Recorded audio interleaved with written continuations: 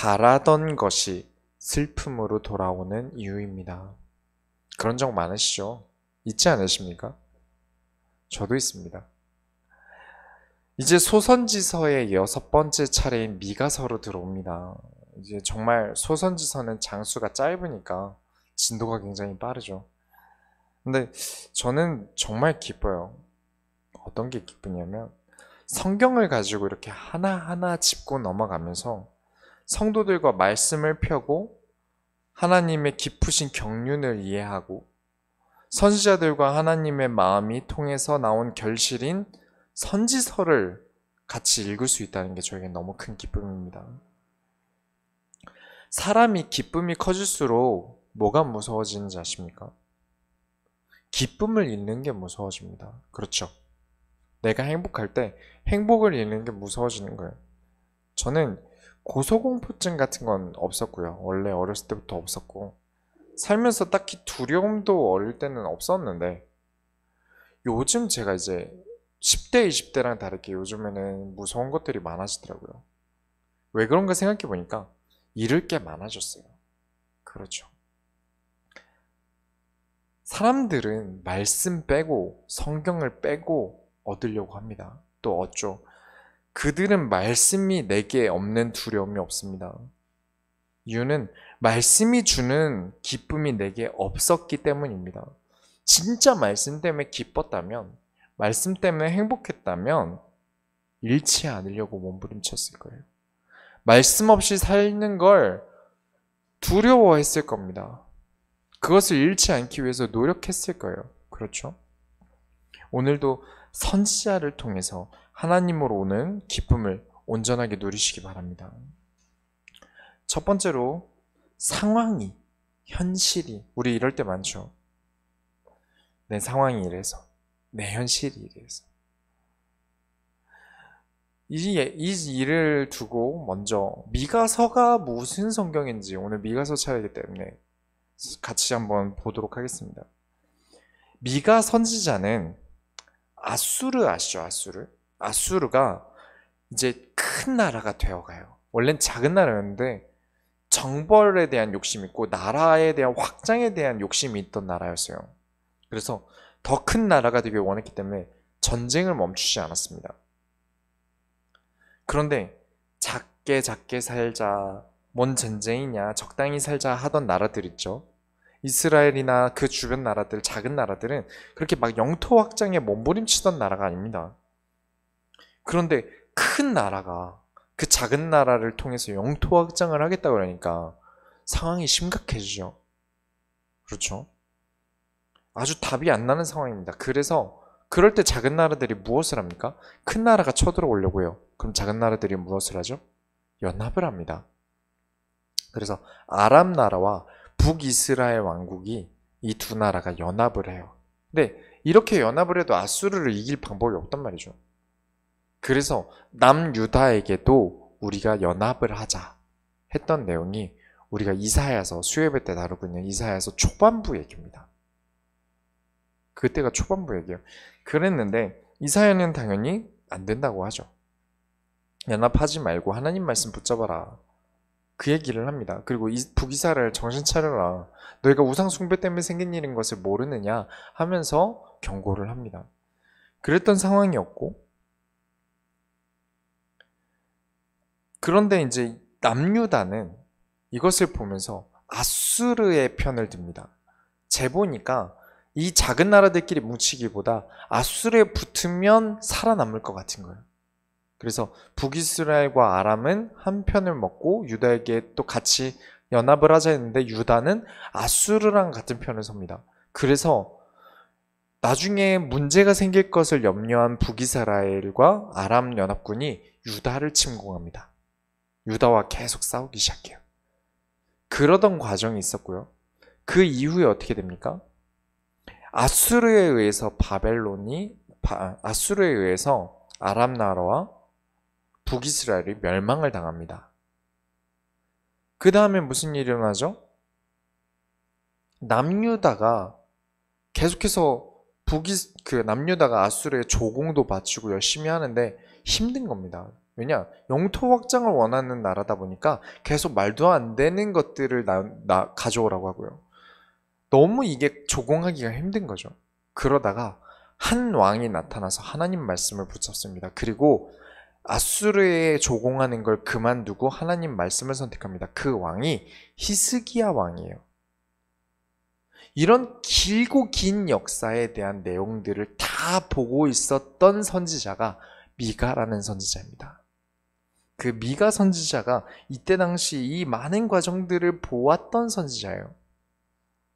그리고 이 복잡한 상황에서 하나님의 말씀에 심부름하기 위해 일어났습니다.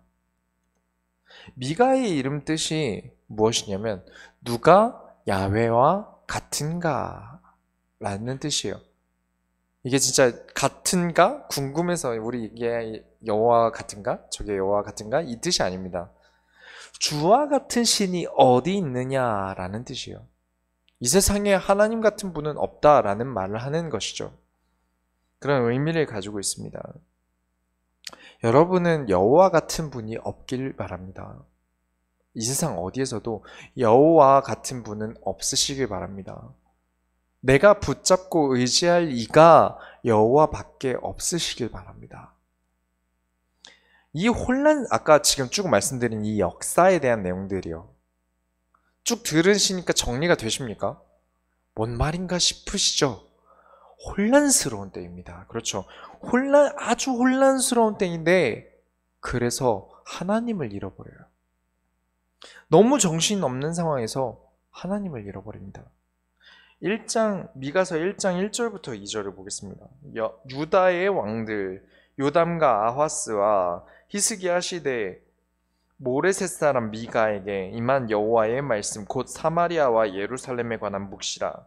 백성들아 너희는 들을지어다. 땅과 거기에 있는 모든 것들아 자세히 들을지어다.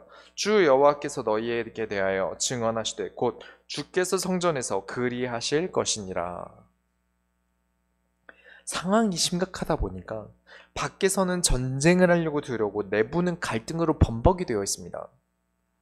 이사야서를 지금까지 들으셨다면 이제 정말 난장판이라는 것도 잘 알고 계시죠? 그 난장판에서 미가는 백성들에게 집중시킵니다. 무엇에 집중시키죠? 백성들아 너희는 다 들을지어다. 말씀에 집중시킵니다. 백성들아 너희는 다 자세히 들으라. 이제 성전에서 무슨 일이 일어나는지 말하겠다. 장래일을 말하겠다. 이렇게 말을 합니다. 근데 상황이 심각하니까 미가는 계속 들으라 두 번이나 반복하는 것이죠. 그런데 특이하게 증언하시되 라는 구절이 있습니다. 하나님이 무엇에 대해서 증언하시겠다는 것입니까? 무엇을 보셨길래 무엇을 말하시겠다는 것입니까? 사람들이 혼란스러우니까 하나님을 잃어버렸습니다. 서로 살 길을 찾는데 아까 보셨다시피 죄다 자기 입대로 자기 생각대로 어디 붙지 여기 붙지 아수르에 붙을까 연합군을 할까 이런 생각들로 계속 계산만 붙는 동안 거긴 하나님이 없어요. 그래서 내가 너희와 언약을 맺은 하나님임을 너희가 잊었구나. 그래서 너희는 나보다도 아수르가 더 두렵구나. 내가 심판자임을 보여주겠다. 내가 너희와 언약하지 않았냐? 나와 함께하면 내가 지켜주겠고 나와 함께하지 않으면 내가 만군의 여호와로서 너희를 다스리겠다라고 너희에게 언약하지 않았느냐? 그런데 너희가 잊었으니까 나 스스로가 증언하겠다. 나는 심판하는 여호와이시니라 라는 얘기입니다. 여러분 무엇이 두렵습니까? 여러분 하나님을 잊고 사는 자들에게 무엇으로 보여주시죠? 재앙으로 하나님이 살아계심을 보여주십니다. 하나님이 알아서 하시겠지가 무서운 게 이런 이유입니다. 하나님이 하시겠지가 두려운 이유셔야 합니다. 1장 3절부터 4절에 여호와께서 그의 처소에서 나오시고 강림하사 땅의 높은 곳을 밟으실 것이라. 그 아래에서 산들이 높고 골짜기들이 갈라지기를 불 앞에 밀초 같고 비탈로 쏟아지는 물 같을 것이니. 바다를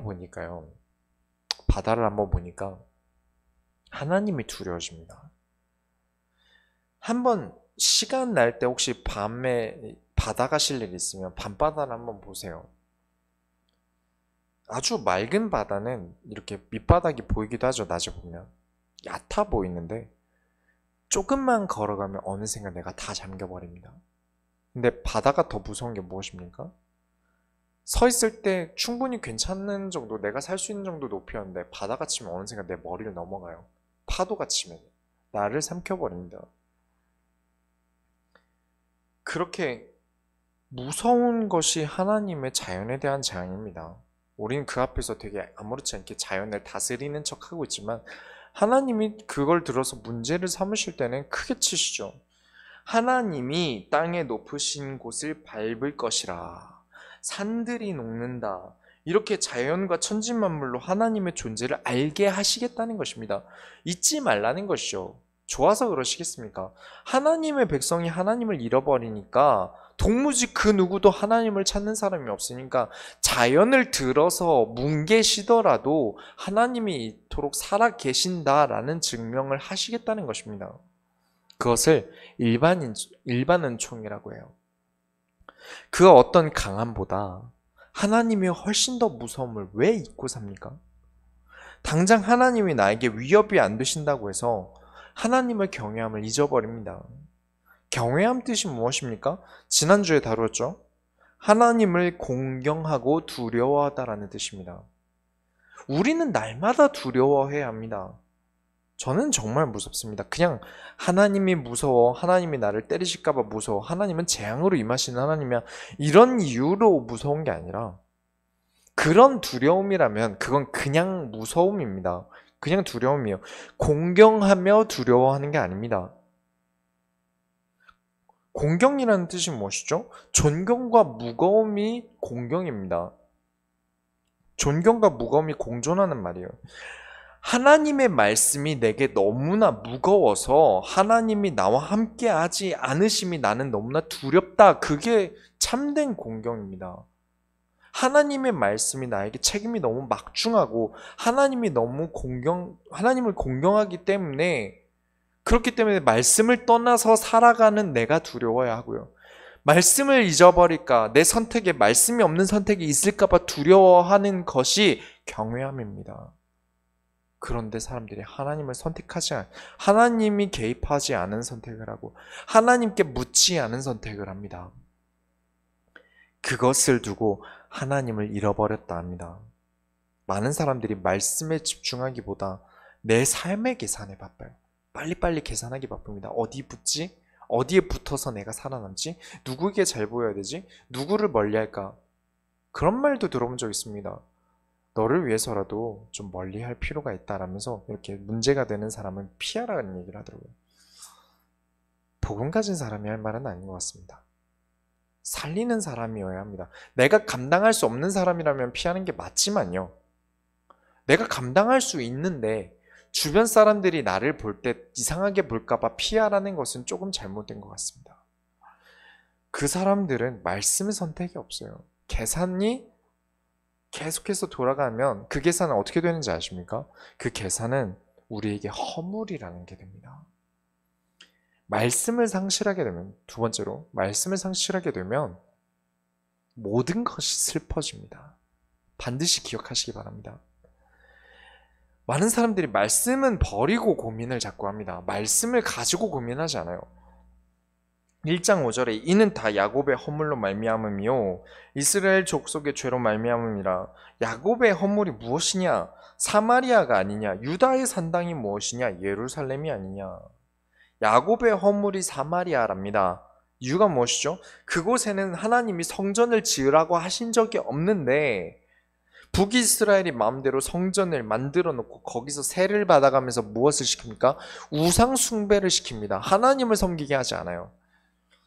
1장 6절부터 7절에 이러므로 내가 사마리아를 들의 무더기 같게 하고 포도심을 동산 같게 하며 또 그 돌들을 골짜기에 쏟아내리고 그 기초를 드러내며 그 새긴 우상들은 다 부서지고 그 음행의 값은 다 불살라지며 내가 그 목상들을 다 깨트리니 그가 기생의 값으로 모았은즉 그것이 기생의 값으로 돌아가리라. 북이스라엘이 하나님과 대면하여 우리가 어떻게 하면 하나님을 섬길 것인가? 나라가 갈라졌는데 그렇다 하더라도 어떻게 이 언약을 지켜나갈까? 어떻게 하면 하나님께 예배드릴 수 있을까? 고민한 게 아닙니다. 어떻게 하면 남유다로 못 넘어가게 할까? 어떻게 하면 그럴싸하게 만들어 놓고 백성들의 민심을 얻을까? 어떻게 하면 세금을 많이 걷어서 나의 뱃속을 채울 수 있을까? 계산을 엄청나게 굴립니다. 그 굴려서 나온 답이 사마리아에 성전을 만들어 놓고 우상숭배를 시킨 겁니다. 그래서 하나님이 무엇을 하겠다고요? 다 부숴버리겠다. 절대 용서하지 않겠다. 가만히 두지 않겠다. 화를 내시는데 참 너무하지 않습니까? 어떻게 그렇게 하나님 없이 계산을 합니까? 하나님을 섬겨봤던 사람들이 어째서 하나님 없이 계산을 합니까? 계산이 너무 빠릅니다.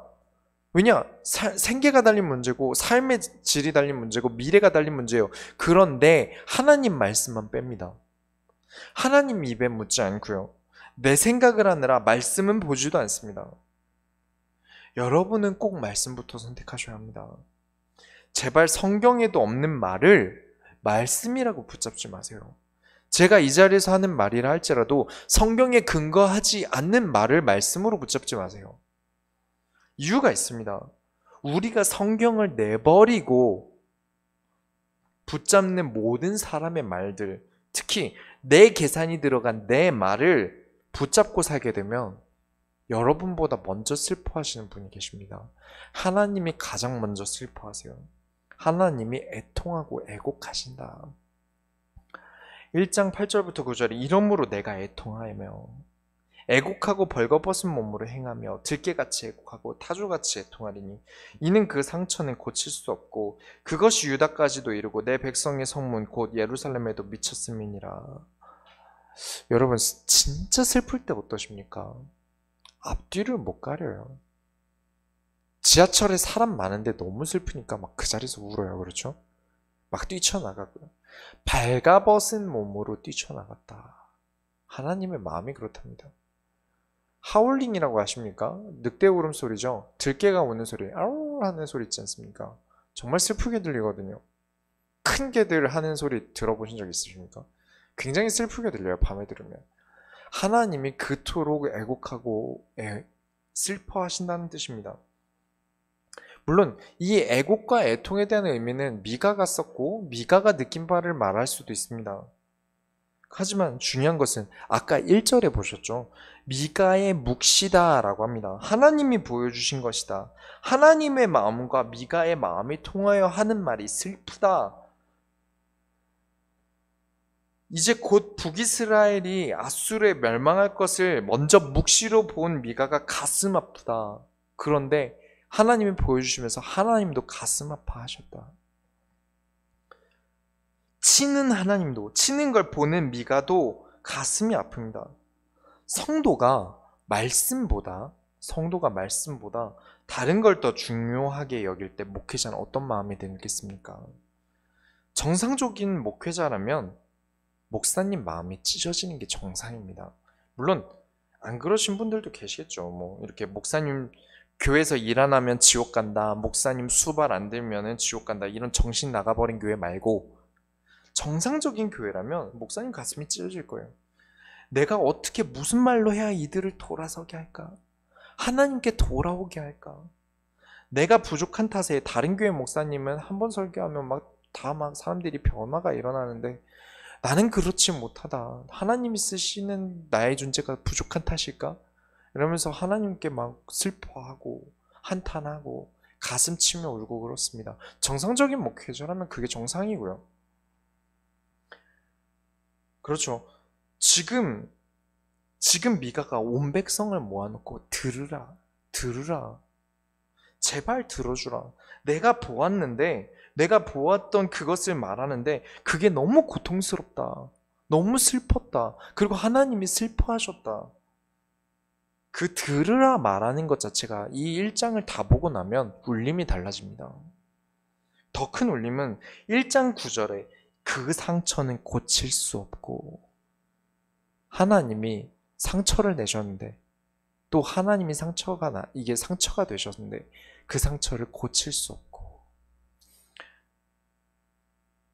우리가 강단, 주일 오후 예배, 수요예배를 통해 보였습니다. 목회자 한 사람만이 교회 전부가 아닙니다. 모든 성도가 말씀으로 하나가 될 때 진짜 교회가 됩니다. 만약 내가 말씀에 생을 걸지 않는다면 내가 그냥 내 삶에 충실했을 뿐 아닙니까? 정상적인데 그랬는데 목회자와 교회에는 씻을 수 없는 상처를 남길지 모릅니다. 말씀을 선택하셔야 합니다. 그렇게 세 번째로, 내가 바라던 것이 결국엔 나의 치욕으로 돌아온다는 것을 잊지 마십시오. 10절부터 16절까지는 이제 지명 얘기들이 나와요. 지역 이름인데 다 너무 많아서 찾아볼 수는 없지만, 여기가 이스라엘 지역 이름인데 성경에서 자주 등장하지 않는 지역입니다. 다 읽기는 어렵겠지만 12개의 지명이 나와요. 가드, 베드레아브라, 사빌, 사안한, 마롯 등등 많이도 나오죠. 지역마다 일어날 재앙을 보여주기 위함입니다. 11절에 사빌이라는 지역이 있지 않습니까? 11절 보시면 사빌이라고 나와요. 사빌의 이름 뜻은 아름다움이라는 뜻입니다. 아름다움이라는 뜻이에요. 그런데 벗은 몸에 수치를 무릅쓰고 나아갔다라는 말이 있습니다. 하나님의 말씀을 선택하지 않음은 생얼로 무대에 올라오는 연예인과 같습니다. 아름다움이 벗겨진 거예요. 마치 그런 삶을 살게 되는 것입니다. 사안한이라고 있습니다. 11절에 사안한이라고 있는데 뜻이 나아간다라는 뜻입니다. 그런데 나아가지 못한대요. 벳에셀은 누군가의 곁에 있는 집, 되게 든든한 뜻이죠. 아름다운 뜻입니다. 누군가의 곁에 있는 집, 의지할 집이라는 것이죠. 그런데 의지할 누군가가 없게 된다 라고 되어 있습니다. 예루살렘은 잘 아시죠? 근데 예루살렘 뜻 혹시 아십니까? 예루살렘의 뜻은 평화의 도시라는 뜻입니다. 예루는 도성, 지역, 거주하는 곳 이런 뜻이고요. 살렘은 평안하다는 샬롬입니다. 평안과 평화의 도시라는 뜻인데 12절 보시면 재앙이 여호와께로 말미암아 예루살렘에 임했다 합니다. 그렇다면 평화로울 수 있습니까? 지금까지도 분쟁 지역입니다. 그 외에도 너무 많은데 다 다루지 않겠습니다만, 여러분, 그리스도를 떠나고 내 마음대로 사는 게 내 원하는 것과 늘 반대의 문제가 생깁니다. 이름을 지어놓을 땐 내가 원하는 것을 짓지 않습니까? 잘 되라는 뜻으로. 그렇죠? 이런 뜻, 저런 뜻, 이렇게 자녀의 이름을 붙일 때도 좋은 뜻으로, 이렇게 되라는 뜻으로 이름을 붙이지 않습니까? 그런데 말씀을 놓치면 반대로 돼버립니다. 늘 말씀을 버리고 내가 선택한 것들은 그 선택 그대로 나에게 재앙으로 돌아옵니다.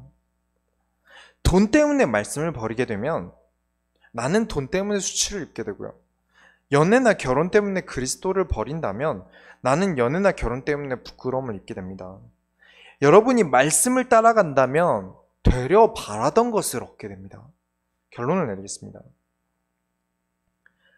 1장 16절에 너는 내 기뻐하는 자식으로 인하여 네 머리털을 깎아 대머리 같게 할지어다. 내 머리가 크게 벗겨지게 하기를 독수리 같게 할지어다. 이는 그들이 사로잡혀 너를 떠났음이라. 하나님도 슬프고 나라도 슬퍼졌고 자신의 가장 큰 기쁨인 자식까지 사로잡혀 가버리면서 머리를 깎아 대머리로 만들어 버립니다.